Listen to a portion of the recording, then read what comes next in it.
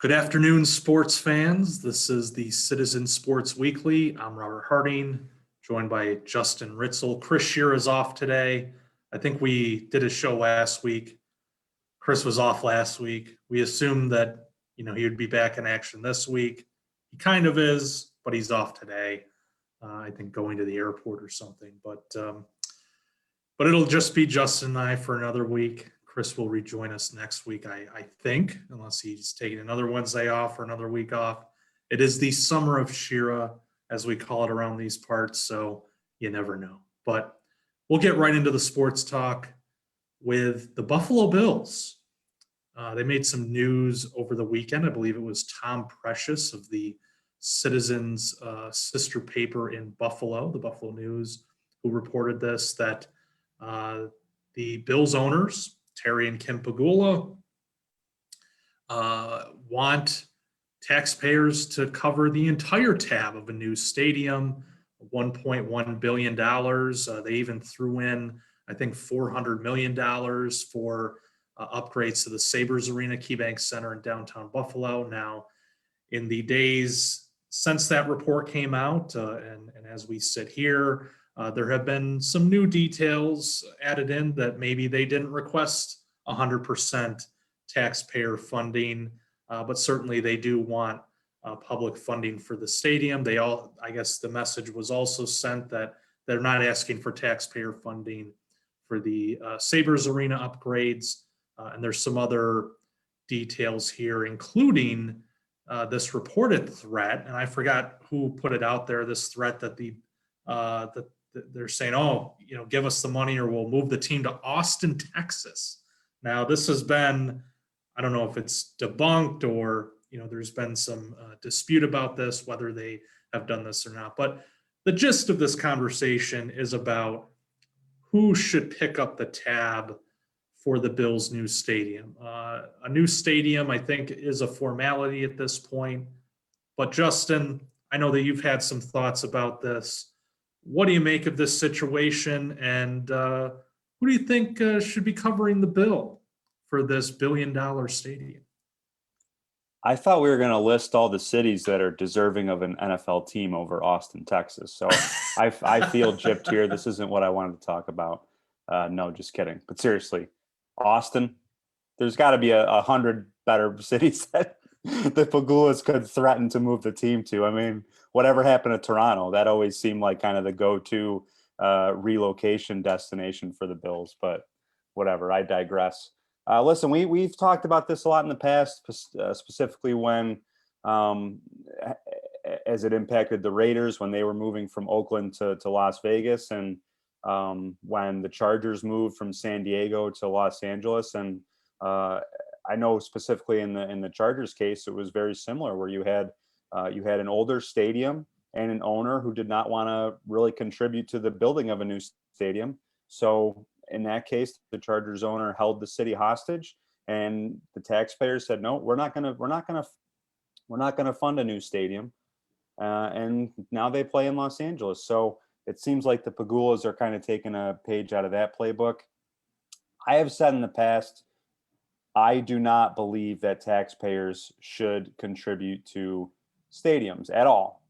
I think I have to revise that, because just looking at kind of history of what it does take to get these stadiums built, it is very rare to see a stadium that is 100% privately funded. Like SoFi Stadium in Los Angeles, where the Raiders and Chargers play now, where the Super Bowl is going to be played this year. That was one of the rare instances where the stadium was 100% privately built and funded. So I do think that asking 100% of the funds to come from the public is unreasonable, especially if you're the Pagulas. Mark Davis, who's the owner of the Raiders, his net worth is $500 million. Okay. And yet the Raiders' new stadium in Las Vegas, it cost, I think, $2 billion to construct, and the Raiders forked over half of that money to get that stadium built. Terry Pegula is worth a lot more than Mark Davis is. despite his claims that, the pandemic really hurt his finances. I just find it hard to believe that the Pagulas can't significantly contribute to the building of a new stadium. And I say, like, it's a little, like, I would absolutely call their bluff. The Pagulas have spent 10 years in the city of Buffalo trying to build up that area downtown where the Sabres play. They were involved in the Harbor Center. Like, they have put a lot of money into improving the city of Buffalo. And aside from the hockey team there, I'd say they've been pretty successful at it. So you're going to tell me they're going to move one of the major draws of the city, the Buffalo Bills, the biggest professional team in the city, they're going to move them out of town? That just seems, counterintuitive. So I don't think there's any shot of that happening, whether they want to make these empty threats or not. So I think we know where this is going. The Pagulas aren't going to get their 100% wish, if in fact that is what they expect. They're going to meet in the middle somewhere, and the Bills are going to get a new stadium. But I just hate that every time this kind of situation happens, owners, again, they try to hold the public hostage, and the Pagulas are insulting our intelligence by even insinuating there's a chance that people would 100% pay for a new Bills stadium. I know the people of Western New York love the Bills. I don't see it happening, especially considering the fact that we're still fighting a pandemic and people's wallets are light. That's just the reality of life in this country and in New York State right now. You cannot expect people to pay money out of their own pocket, substantial money out of their own pocket, to fund a stadium just so that a billionaire can save his pockets. Yeah, I'm with you. In my general stance about this, that I don't like to see taxpayer funds used for stadiums. I think that there's been a lot of stories written over the years, a lot of different research about where that money gets you, and it's not that far. Really what you're doing is building a home for a professional sports team, and then they reap the benefits of that. There's very little, if any, benefits that are spread among the community when that happens. But I also deal in the reality, and I think you acknowledge this, in your closing there, Justin, that there's no doubt going to be some taxpayer dollars used on this. The Pagulas, I know in the story, I think that Tom Precious wrote, and then some of the reporting that's come out after this, that basically they're looking to keep it similar arrangement to what it is now, that the stadium is county owned. The stadium, now Highmark Stadium, the artist formerly known as the Ralph, is a county owned stadium. So they're looking for a similar relationship here with this new stadium. And, new stadiums in the 2020s, because, certainly this isn't opening this year, but could be opening in the next few years.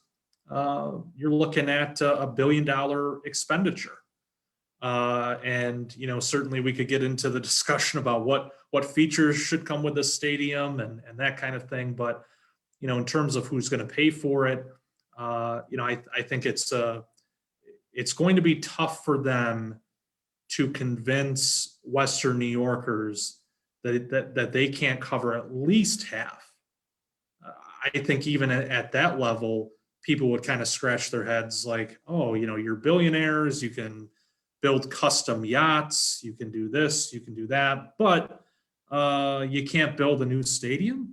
And I think you use this line on Twitter, Ritz. I remember when Terry Pagula, threw it out there like, oh, if I need more money, I'll just drill another well. Well, okay, go drill one then, because that's the ideal way that you would fund this through your own pocketbook and not the taxpayers. But again, we live in the reality of these situations. And, I just think that it's going to be tough to get a 100% Pagula commitment and zero tax dollars involved. Ideally, you get a situation where the Pagulas put up at least a majority of the funds, if not significantly more. Because remember, it wasn't that long ago that taxpayers had to foot the bill for over $100 million in upgrades to the stadium that now they're looking to replace. Those upgrades are barely a few years old, I think, at this point.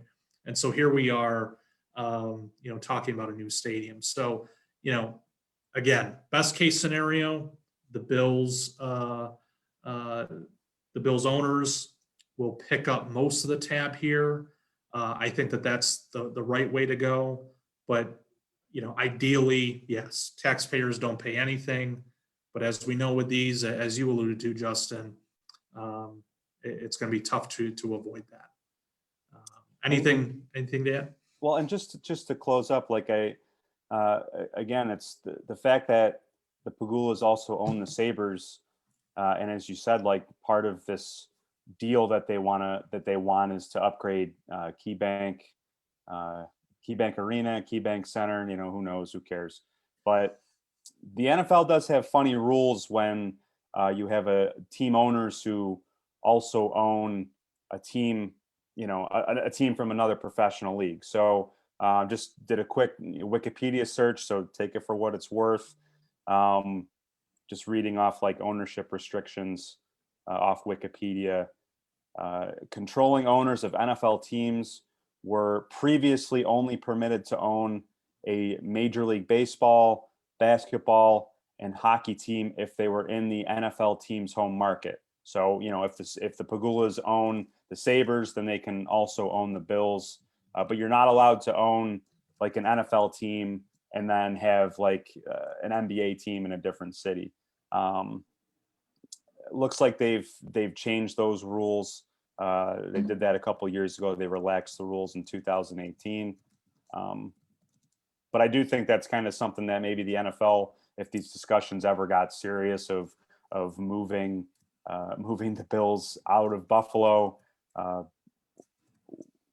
would that be part of the negotiation? Like, hey, like we don't really feel comfortable with you guys still owning the Sabres if you're going to move the Bills. I don't know. That's a major hypothetical and something that I don't think it'll actually get to that point, but it is interesting to think about.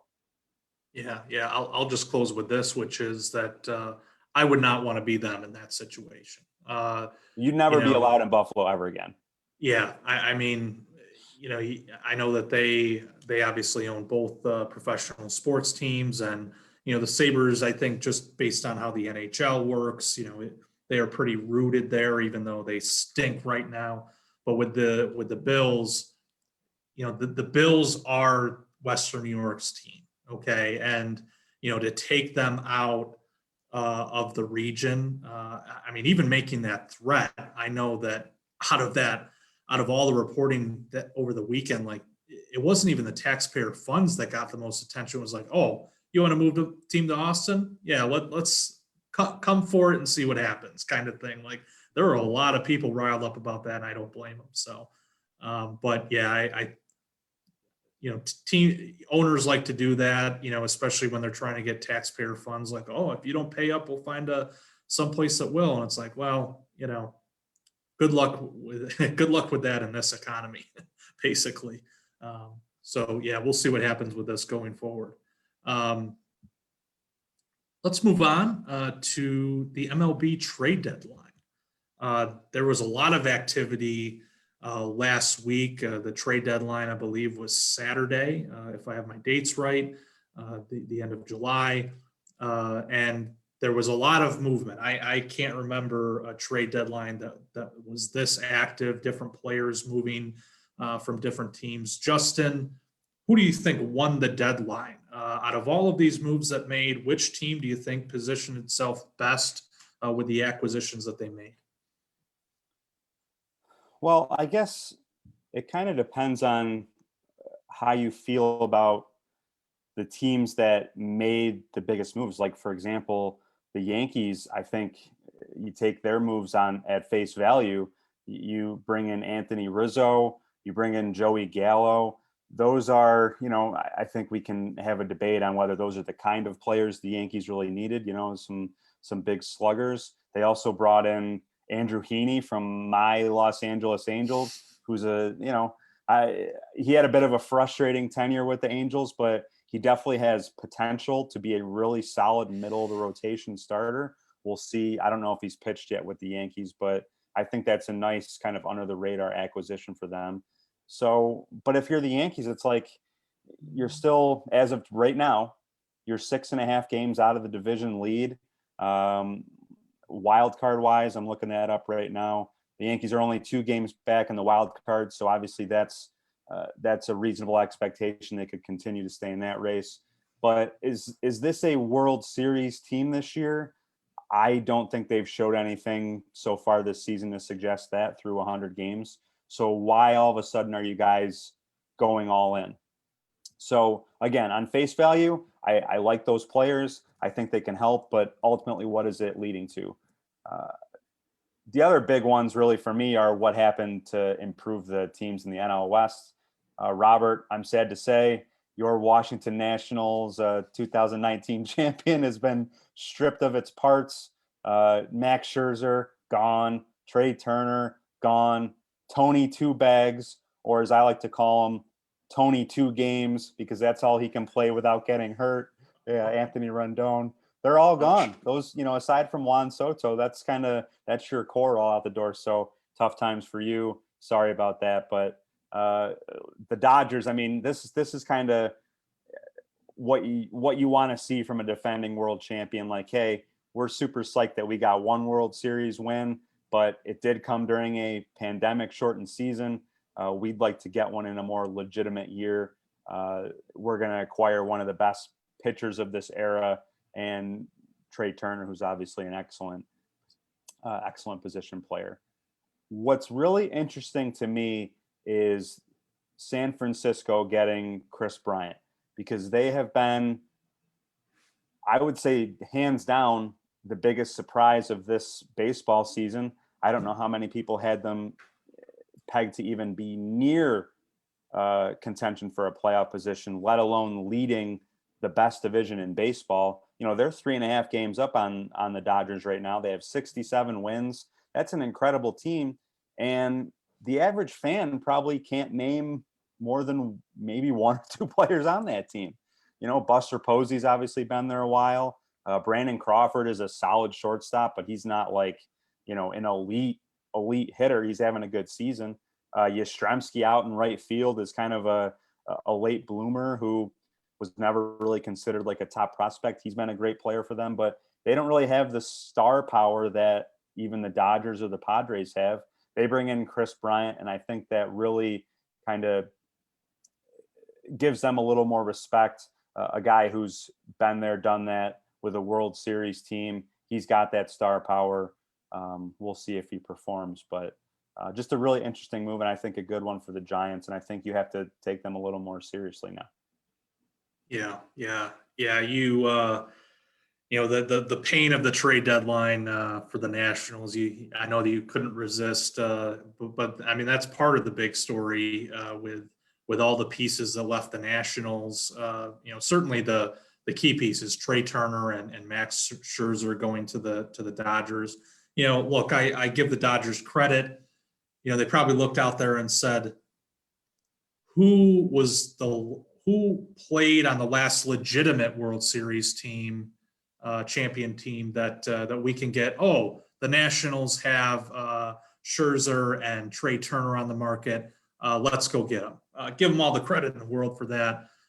Certainly helps, to have Scherzer join that rotation, which is already pretty good, I would say. And then Trey Turner gives them another bat and an already deep lineup. I mean, I think the Dodgers know, that coming out of that NL West, the Giants are tough this year. You got the Padres, of course, sitting right there. They're going to need all that they can get just to get out of that division and then make it through that tough NL playoff because they could easily face those 2 teams along the way. And then, so I think the Dodgers really out of the NL teams, kind of boosted themselves the most. The White Sox in the AL, I like that Craig Kimbrell trade, picking up, the closer there, adding another reliever. if there's one thing we know about playoff teams, especially teams that can go deep into the playoffs, it's that you can never have enough relievers and you can never have enough guys like that who can come in, throw an inning or two, and really dominate and get your team out of trouble if there's that kind of situation. So I think that's a huge pickup for them, because the White Sox are really shaping up to be a strong contender out of the AL, I think. So that was a big move. I'll close with the Yankees. You mentioned the Gallo and the Rizzo acquisitions. After watching that team for a little bit, because I didn't really pay much attention to the Yankees until Tim LeCastro was on there. They needed the left-handed bats. That's what that was all about. That team is just loaded with right-handers, and that's obviously they have some pretty good ones. Aaron Judge, DJ LeMahieu, Giancarlo Stanton, to name a few. But it's good to have some left-handed bats in that lineup, and Rizzo's played pretty well for them, gives them a nice option at first base, and Gallo's just a monster. He's been hitting the ball pretty well this season. So really that's what that's about for them. But yeah, I don't think those are two trades that really move the needle enough for them. They've had so many woes this year that I think it's going to be tough for them to make the playoffs. But yeah, at least it gives them a chance to stay in the thick of it and make a run here. Anything else on this subject? We can move on. All right, let's close with probably one of the more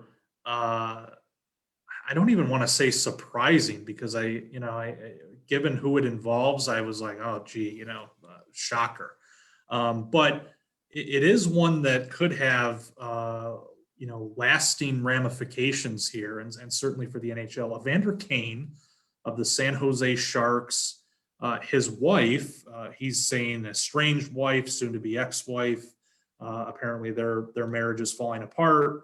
But she did post, I believe, on Instagram over the weekend, basically saying that Evander Kane intentionally threw games for the Sharks this past season, bet on his own games as a San Jose Shark, and I guess got into history of gambling debts and this kind of thing that suggests that he was in some real financial trouble, which that part of it isn't a surprise, because we know publicly that I believe he had filed for bankruptcy at one point. So, Justin, what did you think of this when it came out, and what do you think this will mean for the NHL as they investigate this? And if anything is found, what do you think the consequences will be, not just for Evander Kane, but the league's policy on gambling and these kinds of things? Well, I think as we see these laws lighten on normal citizens being able to gamble, I think this is kind of the concern for those who were against it this whole time, is how this will impact the legitimacy of the product that we're watching. In this case, the NHL. Obviously, gambling has been a major part of professional sports in the past. It'd be ignorant to say otherwise, whether you want to look back to Pete Rose, who gambled on his own team's games, didn't bet against his own team, as he would say. He bet in favor of his own team, but still bet on his own team. And then you have the NBA referee, Tim Donaghy, who doesn't have a dog in the fight, but obviously can influence calls based on what team he wants to win.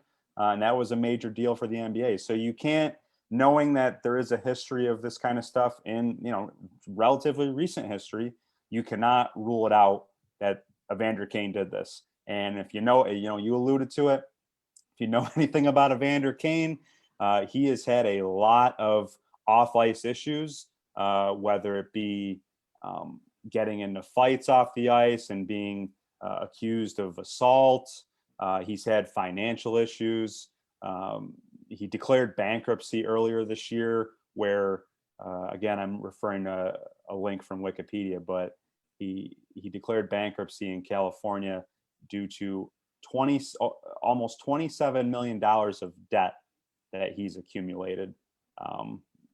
he has a history of owing debts to casinos in Las Vegas. So he's got a history. This is the kind of person that you'd have to be worried that this accusation could actually be true in terms of him gambling and betting against his team.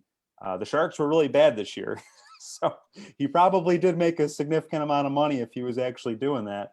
Now I would say, like, in hockey, one player cannot throw a game. It's not like if he was a goalie and he's just letting in every shot, or a pitcher who's just tossing up meatballs every time.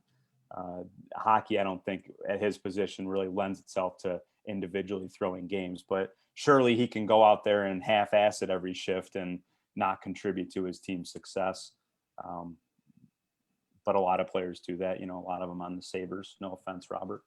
But listen, the NHL needs to investigate this seriously, and certainly other professional leagues need to make sure that this kind of conduct isn't happening in theirs, because, as I said, gambling is only becoming more prevalent in our everyday lives. Mobile gambling is just around the corner. Obviously, a lot of states allow you to go and do sports gambling at casinos, including New York State. I would not take it easy on Kane if they find that he's actually done this. I don't think a lifetime ban is out of the realm of possibility because of his checkered history. This is not a guy with a clean slate. So it might be a good time, if he's found guilty of these accusations, that the NHL come down hard at him and set a precedent. Yeah, I agree with that. I think he's in a precarious position right now, and I should note that he has come out and denied these allegations made by his wife. But yeah, I mean, ultimately the NHL will look into this, and if they do find that this to be true, if he did bet on, I think at minimum, if he bet on the Sharks, especially if he's betting against the Sharks, I think that would be suspicious. Because then you get to the point, okay, well, then did he throw games? And that's where it's like, well, betting against your team does not help your case against the other allegations. So yeah, I could see them, definitely going with a lifetime ban in that case. Yeah, the situation with gambling in sports, I think that the sports leagues really need to get a handle on this.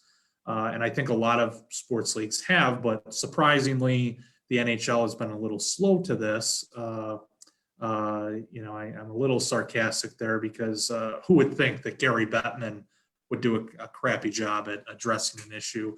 Big surprise. I think somebody, I forget who it was now, pointed out on Twitter that the NHL's language about gambling is really short, and there's not a whole lot of specifics on it, which kind of tells the whole story right there. That they have not taken this seriously, even as it explodes. There are states where there are NHL teams, and gambling is legal. Mobile sports betting is legal. So for them to, and one of them will be New York soon enough here. That obviously home to, you've got a few teams in the New York City metro area. You got the Sabres, of course, not far from Canada either. So something to keep in mind for this league as they enter this new frontier here. But yeah, I mean, it's a serious thing, and I think they need to take it more seriously because this is one bad apple, presumably, and Evander Kane. Again, nothing's been proven yet. We'll see what happens, but let's say it is. You have one bad apple. You don't want two, you don't want 10. So you need to come down hard on him, but you also have to have set policies about this to really send the message to your players that, look, this isn't tolerated. I think that's an important message for the NHL to send with this situation, because this is really kind of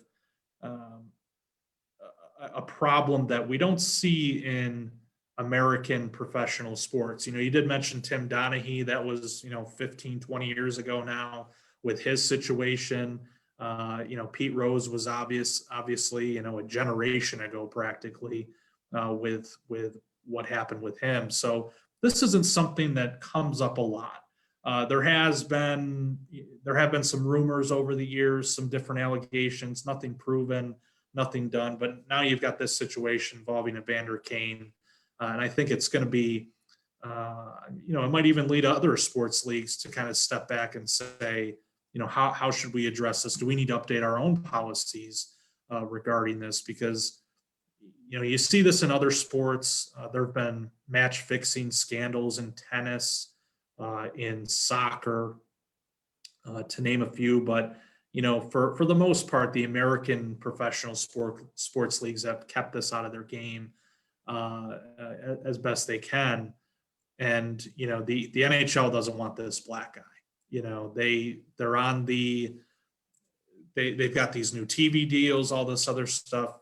They don't want to find themselves in this situation. So I agree. I think they'll come down hard on Evander Kane if they do find out that this is true. And I also think we'll see some strict protocols going forward as to how players should and should not be partaking in gambling, casinos, and that kind of thing. I will say, as you were talking there, I looked up Evander Kane's statistics from this season, and if he was trying to throw games, to his credit, he did a bad job. He had a good season last year, scored 22 goals in 56 games, 49 points. Over the course of a full season, he's probably breaking a personal career best for points in a single season. He probably scores 30 goals. He's really been, since he came to the Sharks, he got traded from the Sabres about 3 years ago. He's been one of the Sharks' best players during that time. So you can't really point to his on-ice production and say, yeah, that guy looks like someone who, like I said before, is half-assing it. He's been productive. This year it didn't translate into team success for the Sharks, but it's hard to point the finger at him. I will say, this is not the only serious kind of development that's involved the NHL since the Stanley Cup final ended.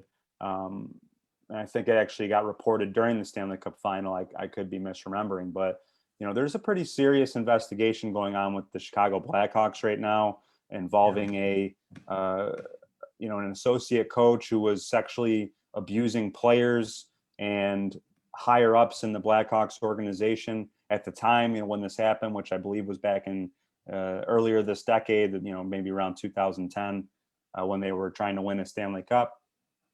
Higher ups in the organization were made aware of these claims of sexual abuse and did nothing.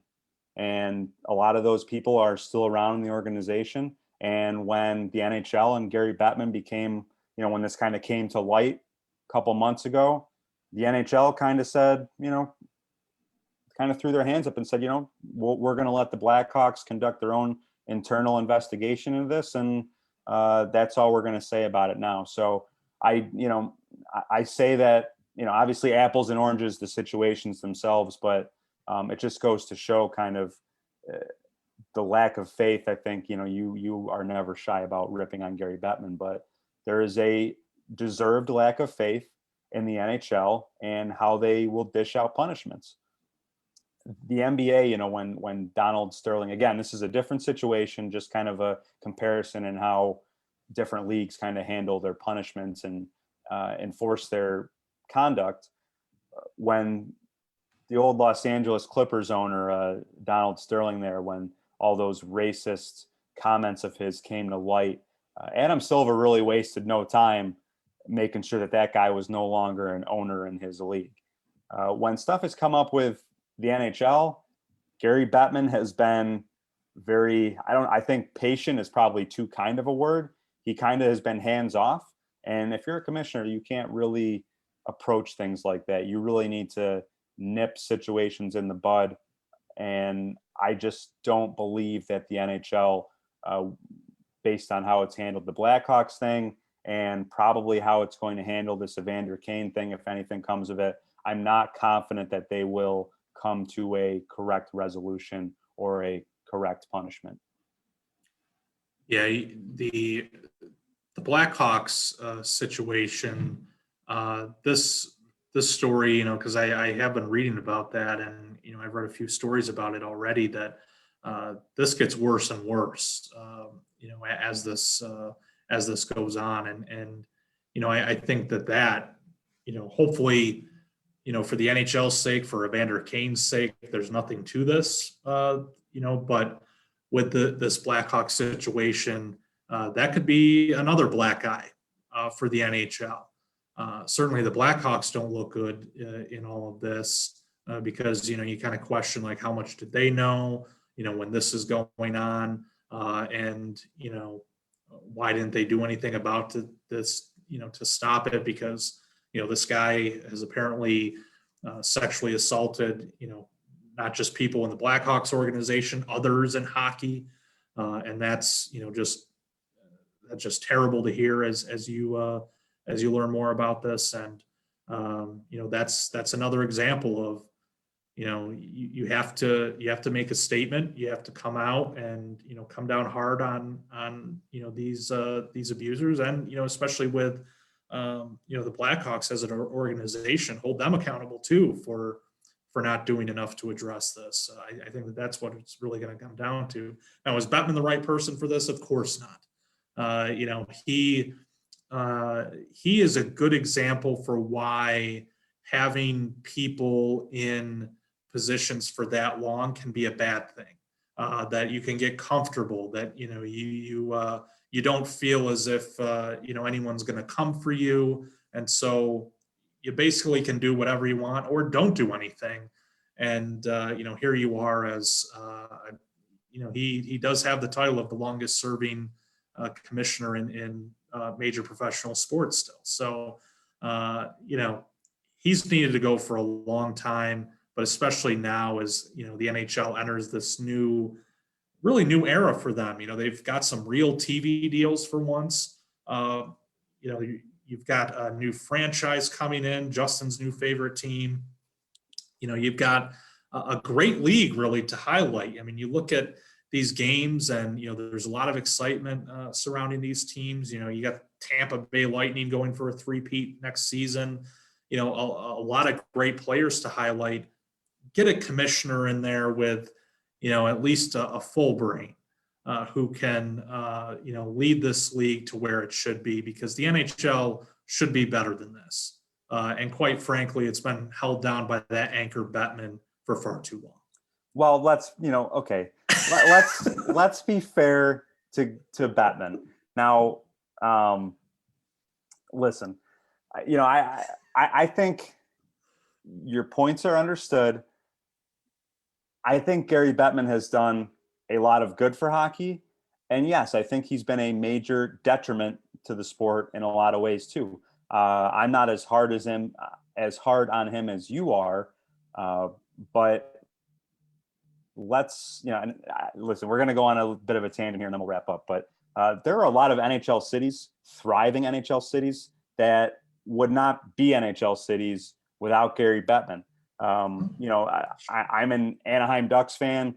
I think that interest in that team is up when the team is good. I don't know when it's bad, interest wanes. So they're not the best example, but you look at like Nashville.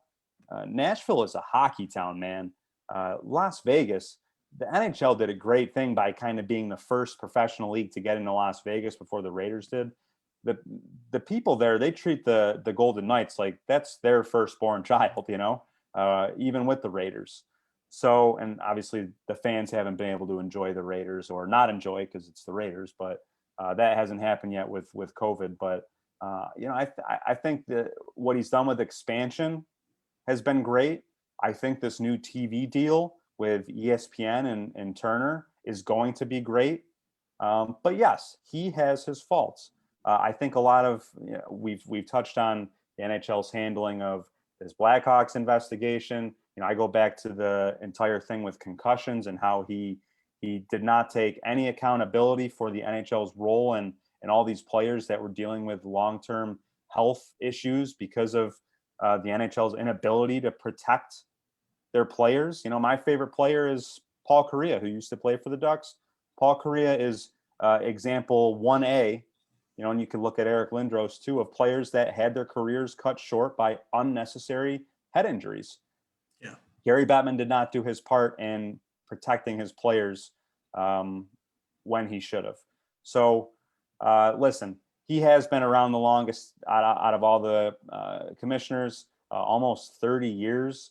It's kind of incredible. He's done a lot of good. He's had a lot of missteps. I do think there's something to that he's been around so long that it is time for a new voice. And I think pretty soon, within the next few years, Robert, you might finally get your wish. Now, if the Sabres could get some new leadership, then we'll really be moving with gas. But until then, you'll have to settle for a new commissioner, maybe. Yeah. Well, I won't add anything to that because I do think you made valid points about Bettman. But yeah, my Sabres do need some new ownership. You know, the Pagulas are too busy trying to fleece taxpayers for the Bills. Time to get some new blood in there to build a winner. But Justin, good to do the show with you again. Hopefully our the third man in our trio here for the Sports Weekly will return next week. I'm sure that he will, just given how much he loves this show. So I'm sure that he'll be back because football season's right around the corner, folks, almost a month out. And I sense that there's going to be a lot to talk about next week. Well, it'll be at least another 2 weeks until the 3-man booth returns. You're on vacation. It'll continue to be Joe Buck and Troy Aikman next week when Chris returns, or maybe Beavis and Butthead is a more apt comparison. Because yes, I will be in the Adirondacks, kicking my feet up. Hopefully, Lake Placid won't be too rainy, and hopefully the Olympic Center will be open because it's undergoing construction. Really bad time for me to return to Lake Placid after many years. Won't even be able to see the Miracle on Ice Arena. But I won't be here. And like Chris, I will be taking full advantage of skipping the video to enjoy my vacation. Fantastic. Well, a 2-man show next week then. But, we'll be back as it gets closer to football season. All three of us will return. So as always, thanks for watching, and we'll be back next week.